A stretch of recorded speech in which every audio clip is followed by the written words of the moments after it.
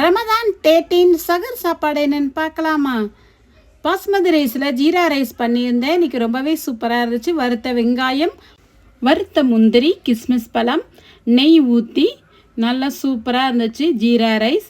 இதுக்கு தொட்டுக்கிறதுக்கு மட்டன் குழம்பு, உருளைக்கிழங்கு போட்டு ரொம்பவே சூப்பராக இருந்துச்சு. மட்டன் மிளகு கிரேவி நல்லா காரசாரமாக சூப்பராக இருக்கும். வாழைப்பழம். சகர் சாப்பாடு சாப்பிட்டு நீயத்து வச்சு ஃபஜர் தொழுதுட்டு படுத்தாச்சு. ஈவினிங் இஃப்தாருக்கு ரோஸ் மீட் கலந்து வச்சாச்சு. பாதாம் பீசின் சப்ஸா விதை போட்டு ஐஸ் கியூப் போட்டு ரொம்பவே சூப்பராக இருந்துச்சு.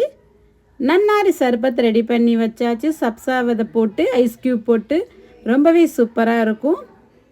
பேரிச்சம்பழம், சமோசா, தேங்காய் துவையில் அரைச்சி பள்ளியிலிருந்து நொம்பு கஞ்சி வாங்கிட்டு வந்து ஈவினிங் இஃப்தார் நல்ல விதமாய் திறந்து முடிச்சாச்சு.